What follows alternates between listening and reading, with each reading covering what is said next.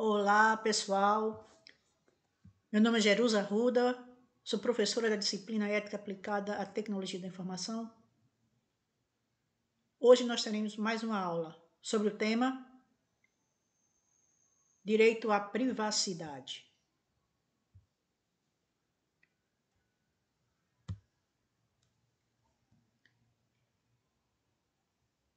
Um dos desafios da sociedade de informação é a defesa da privacidade dos seus cidadãos. O tratamento de dados pessoais deve ser processado de maneira transparente, observando o respeito à reserva da vida privada, bem como os direitos e liberdades e garantias fundamentais de todos os cidadãos. Privacidade é coisa séria. Conceito. A privacidade tem uma previsão constitucional e trata especificamente de que são invioláveis os direitos à intimidade, à vida privada, à honra e à imagem. Em caso de desrespeito, é garantido o direito à indenização por danos morais e materiais. Vamos ao conceito. O termo direito à intimidade, por exemplo, é considerado como tipificação das chamados direitos da personalidade, que são inerentes ao próprio homem e têm por objetivo resguardar a dignidade da pessoa humana. Surgem uma reação à teoria estatal sobre o indivíduo e encontram guarita em documentos como a Declaração Universal dos Direitos do Homem e do Cidadão de 1789, a Declaração Universal dos Direitos do Homem de 1948, a Nona Conferência Internacional Americana, também do mesmo ano, a Convenção Europeia dos Direitos do Homem, em 1950, e a Convenção Pan-Americana dos Direitos do Homem, de 1959. Com o progresso científico, o avanço da técnica, as intromissões na intimidade e na vida privada das pessoas foram se agravando. Aliás, no passado, a necessidade de estar só era atribuída a uma excentricidade, e não a um processo de isolamento. Então, a origem do termo privacidade no campo do jurídico remete à questão de ser definido como um direito de estar só, ou talvez mais de forma precisa, o direito de ser deixado só. Assim, entende-se que a privacidade pode sofrer ataques, podendo gerar desgastes e dores muito maiores do que uma injúria corporal. Ainda que bastante vaga, essa primeira ideia de privacidade deve ser interpretada como sendo o direito de ser deixado só, o que remete à não interferência pelo Estado na vida do indivíduo. Todavia, deve-se entender a privacidade não apenas como a não interferência do Estado na vida do indivíduo, mas também como o poder de se reivindicar ao Estado a tutela desta privacidade, protegendo o indivíduo de terceiros. Na sociedade contemporânea, a noção de privacidade extravasa os conceitos de isolamento ou tranquilidade. Revela-se insuficiente em uma sociedade em que os meios de violação da privacidade caminham paralelo aos diversos e importantes avanços da tecnologia. Portanto, o direito à intimidade pode ser conceituado como aquele que visa resguardar as pessoas dos sentidos alheios, ou seja, é o direito da pessoa de excluir do conhecimento de terceiro tudo aquilo a que ela se relaciona. O direito à intimidade é ainda o poder correspondente ao dever de todas as pessoas, de não se interferir na intimidade alheia, opondo-se a eventuais descumprimentos desse dever realizados por meio da investigação e divulgação das informações e sobre sua vida alheia.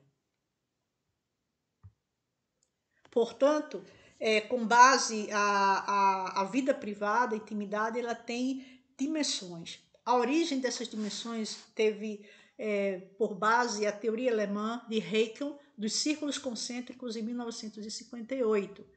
Então, vida privada, intimidade, segredo compõem os três frontes dessa questão da privacidade. Vida privada é o sentido estrito, de forma mais perceptível ao observar o observador externo e menos revelador da personalidade de cada um. Exemplo, as relações de coleguismo, sigilo patrimonial e de dados, fiscal, financeiro e empresarial, registros de comunicação como dados telefônicos. Isso está dentro do contexto, por exemplo, da vida privada. Com relação à intimidade, existem as informações confidenciais, compartilhadas com familiares e amigos próximos, profissionais, questões domésticas, as comunicações privadas, como cartas, e-mails e dados informáticos e telegráficos, entre outros. E o contexto do núcleo do segredo. Se projeta a alma humana em sua essência a imagem mais autêntica de alguém. Por exemplo, seus diários, seus escritos e pensamentos, os amigos ou parentes mais íntimos e tem até questões profissionais. A intimidade e a privacidade. Por íntimo, deve-se entender tudo que é interior ou simplesmente pessoal, somente seu, como se costuma dizer popularmente. E, no contexto privado, o caráter de não acessibilidade, as particularidades contra a vontade de seu titular. Então, o direito à privacidade se constitui na escolha entre divulgar ou não o que é íntimo e assim construir a própria imagem. A privacidade, portanto, é um direito natural. Onde está a proteção, a base jurídica da proteção do direito à privacidade no Brasil? Código Civil e Constituição Federal de 1988, que diz o seguinte, artigo 5º, inciso 10, são invioláveis a intimidade, a vida privada, a honra e a imagem das pessoas, assegurando o direito à indenização pelo dano material ou moral decorrente de sua violação. Inciso 12. É inviolável o sigilo da correspondência e das comunicações telegráficas, de dados e das comunicações telefônicas, salvo, no último caso, por ordem judicial, das hipóteses e na forma que a lei estabelecer para fins de investigação criminal ou instrução processual penal.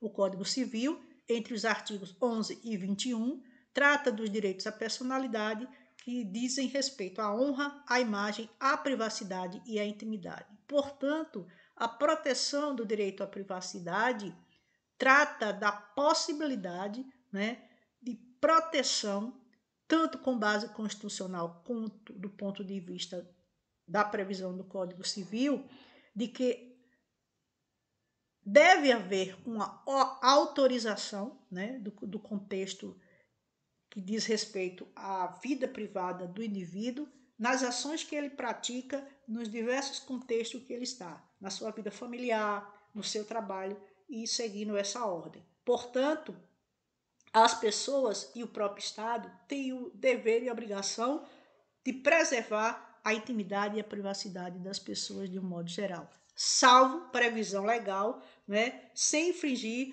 os princípios norteadores do direito à personalidade, que são o direito à honra, à imagem, à privacidade e à intimidade, propriamente dita. Vamos então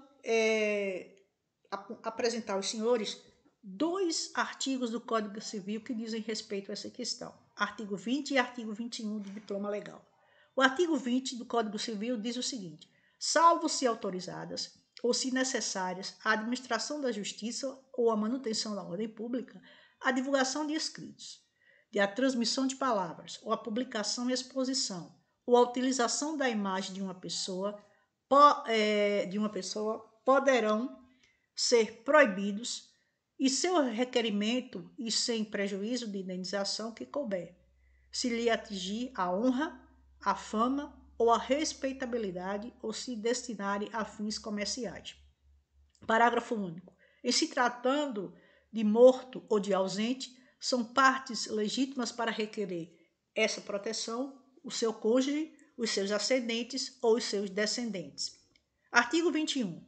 A vida privada da pessoa natural é inviolável e o juiz, a requerimento do interessado, adotará as providências necessárias para impedir ou fazer cessar ato contrário a esta norma. Pelos dispositivos legais aqui apresentados, fica claro de que O exercício do direito à privacidade é uma proteção legal e só poderá ser invadido, iremos colocar dessa forma, mediante uma autorização, né?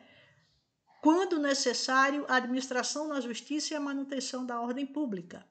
Então, essa ideia, ela se projeta, no caso, quando se referir a uma pessoa já morta ou que esteja declarada pela justiça como ausente, e nesse caso, terão legitimidade para se impor em defesa desse direito à privacidade de uma pessoa morta ou ausente, assim declarada, o seu cônjuge, os seus ascendentes e os seus descendentes. Portanto, em consonância com o que dispõe o artigo 20, o artigo 21 do Código Civil Brasileiro refere que a vida privada da pessoa natural segue a regra do princípio da inviolabilidade. Então, o juiz, só a requerimento da parte interessada, adotará as providências necessárias para impedir ou fazer cessar ato contrário a esta norma, inclusive no campo civil quanto penal. Dentro desse contexto do direito à privacidade, temos que estabelecer a distinção entre direito ao segredo e ao sigilo. Vejamos. O direito à intimidade pode ser entendido como direito amplo que comporta diferentes nuances. Pode-se destacar uma das mais importantes desses tipos, o chamado direito ao segredo. O que é o direito ao segredo? Esse se constitui num aspecto particular do direito à intimidade do indivíduo. Assim, a contrário senso, o direito ao sigilo refere-se aos fatos específicos que não convém ser divulgados, seja por razões pessoais, profissionais ou comerciais. Dentro desse processo, leva-se em consideração que o direito ao sigilo seria uma subdivisão do direito à privacidade. É natural que a pessoa almeje que determinadas manifestações permaneçam inacessíveis ao conhecimento de outras pessoas, ou seja, mantidos em segredo. Assim, em muitas hipóteses, é ilícito não apenas divulgar tais manifestações, mas também o simples fato de tomar conhecimento delas e revelá-las, não importa a quantas pessoas forem, são consideradas ações irregulares. É nesse sentido que o Código Penal estabelece o crime de violação de correspondência, conforme prevê o artigo 151 do Código Penal, o qual fala sobre a violação de direito de segredo. Então, por exemplo, se você recebeu uma correspondência que não está sendo dirigida a você e você vem a abrir essa correspondência, você poderá responder com base no que dispõe o artigo 151 do Código Penal, que reza o seguinte: artigo 151 do Código Penal.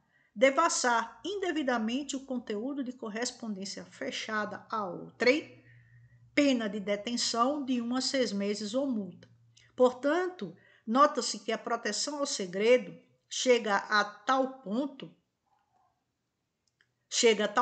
neste caso, que o ordenamento reprime o simples conhecimento, mesmo de uma só pessoa, do conteúdo de carta quando não seja ela considerada abusiva. Além disso, esta tutela penal subsiste independentemente do caráter confidencial concreto da correspondência, pois a pessoa que abriu a correspondência, como no exemplo aqui colocado por nós, a correspondência a ela não se dirigia, ela não era a destinatária da respectiva correspondência.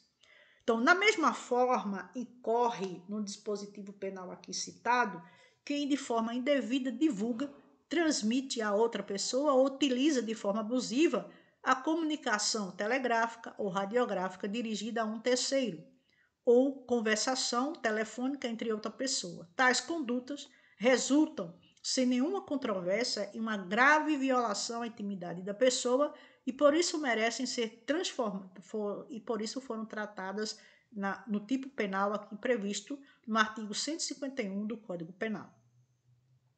Em reforço ao que foi dito com relação à esfera penal, a Constituição Federal estabeleceu o seguinte: é inviolável o sigilo de correspondência das comunicações telegráficas, de dados e das comunicações telefônicas, salvo, no último caso, por ordem judicial, nas hipóteses e na forma que a lei penal estabelecer para fins de investigação criminal ou instrução processual penal.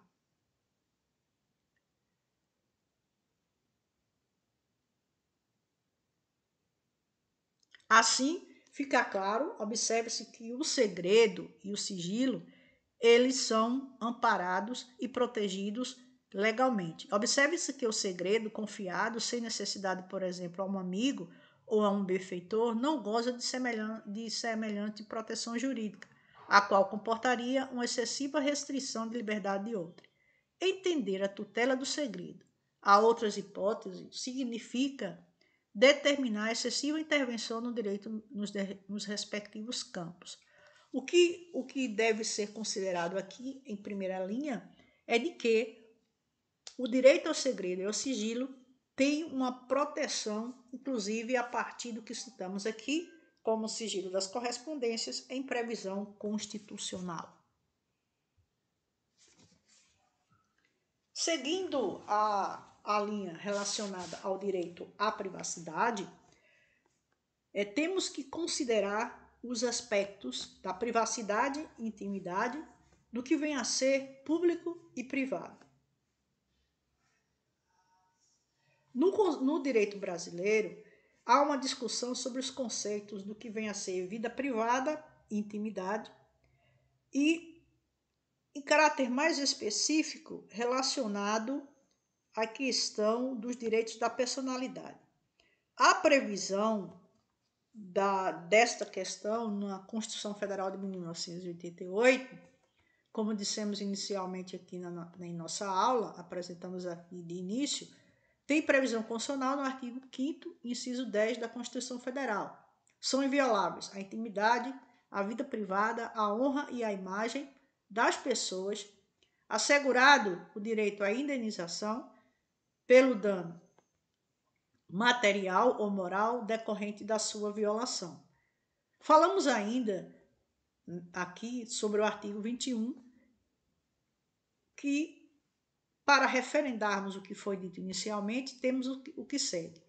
O artigo 21, em consonância com o artigo 5º, inciso 10 da Constituição Federal, o artigo 21 do Código Civil diz: além disso, o direito à vida privada tem esse reconhecimento, e o artigo 21 reza: a vida privada da pessoa natural é inviolável e o juiz, a requerimento do interessado, adotará as providências necessárias que impedir ou fazer cessar ato contrário a esta norma.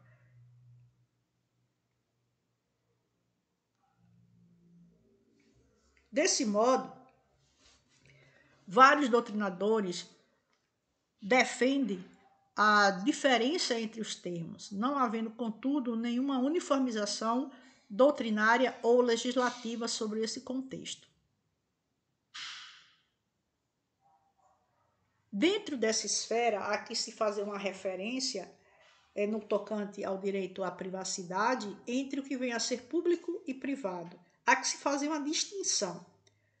Nós trouxemos aqui uma referência ao professor Celso Leifert, que diz o seguinte: ao distinguir entre direito público e direito privado, o referido autor chama a atenção para a existência de duas acepções básicas acerca dos termos. Em primeiro plano, explica que público é tudo aquilo que afeta a todos, o comum, enquanto a esfera privada está relacionada a uma ou poucas pessoas. A segunda perspectiva do que vem a ser público seria tudo aquilo que é acessível a todos, e privado, aquilo que é reservado e pessoal. Então, a ideia que se estabelece aqui é de que há uma caracterização diferencial entre a esfera do que vem a ser público e do que vem a ser privado. O que é certo é que uma questão deve ser observada é o direito constitucional previsto de proteção tanto à esfera da privacidade quanto da esfera da intimidade do indivíduo. Então, é um limite que a democracia impõe na proteção da pessoa humana, preservando, né, a sua esfera íntima e a repercussão das informações no contexto do que vem a ser público e do que vem a ser privado. Portanto, é correto afirmar que toda pessoa tem o direito de estar só e de excluir o conhecimento de terceiros daquilo que só lhe diz respeito intimamente. Portanto, toda pessoa tem o direito de estar só e de excluir ao conhecimento de terceiros aquilo que diz respeito à sua vida privada. Portanto, o direito à informação é limitado pela intimidade do indivíduo, ou seja, a informação só deve recair sobre aquilo que é público e diz respeito a terceiros. Portanto, o direito ao respeito à vida privada consiste no direito de que cada pessoa tem de assegurar sua paz e tranquilidade em todas as fases de sua vida. O homem público, apesar de exercer uma função pública, ele possui igualmente direito à preservação da sua intimidade, o seu contexto, seja no trabalho, na família ou no seu lar.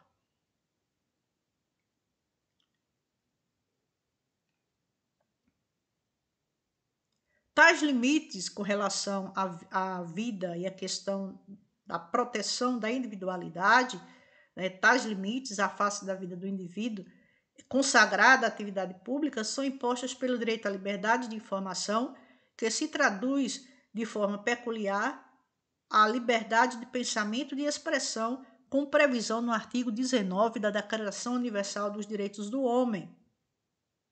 Assim, a partir de que a manifestação do pensamento escape à busca da verdade, é necessário a proteção do direito à privacidade. Este direito é o direito de se opor, né, a qualquer tipo de usurpação que vá em desconforto da proteção da pessoa individualmente, né, e valendo lembrar que a proteção da vida privada não se restringe apenas às espécies da esfera íntima de alguém, sendo possível que existam novas modalidades de violação de direitos da pessoa no exercício, né, da sua atividade profissional, por exemplo. Então, é de fundamental importância que se tenha em mente a proteção prevista constitucionalmente e também no Código Civil, como nós colocamos aqui. Uma outra questão que deve ser observada no contexto ao direito à privacidade, a diferença do que é público e o que é privado, é com relação à privacidade na sociedade contemporânea, em virtude das questões ocorridas nas redes sociais. Então, é uma grande preocupação no contexto do direito à privacidade com os serviços que as redes sociais ofertam. Então, os usuários das redes sociais devem ficar atentos aos perigos, né, das informações que são repassadas pelas redes sociais. Então, a proteção, as pessoas se colocam de forma vulnerável, podendo ser vítimas, né, de ações de hackers ou mesmo de vírus nas redes sociais, colocando em risco todas as suas informações em prejuízo de si ou daqueles com quais mantenham algum tipo de relação, seja a relação afetiva, como na família, ou mesmo a relação profissional. Então, uma grande ameaça à privacidade percebida se dá na colocação de forma exagerada de informações pessoais nas redes sociais. As pessoas, no afã de se ver, de se sentirem vistas, elas produzem um perfil de risco, ou seja, um perfil de comportamento arriscado que levam com que possam vir a ser prejudicadas em razão dos vírus ou dos hackers, como aqui falamos. Com isso, são criados verdadeiros booms de arquivos de informação de cada pessoa, das mais diferentes formas, e o comportamento de risco aqui referido, ele poderá causar danos efetivos, não só ao indivíduo, mas também às empresas e às corporações. Portanto, privacidade de sites nas redes sociais podem ser prejudiciais em todos os sentidos. Os usuários, quando eles divulgam informações pessoais, nos sites, podem não tomar a medida adequada para a proteção à privacidade do usuário. Por exemplo, nessa questão do distanciamento social, o aplicativo Zoom saiu do ranking 95 para a primeira colocação dos aplicativos de comunicação dessas plataformas. Ocorre que houve um grande problema de não garantia da privacidade das questões que estavam sendo colocadas, tratadas em videoconferência, o fato das pessoas comprarem um pacote pago e ter que lançar o seu nome, endereço, informações de conta bancária, ou informações do seu cartão de crédito. Então, em função disso, em função da não garantia da privacidade dos dados dos indivíduos, né, houve uma grande comoção nacional no sentido de não utilização dessa plataforma chamada Zoom. Foi um episódio recente que eu lembro agora que vale a pena ser aqui referido.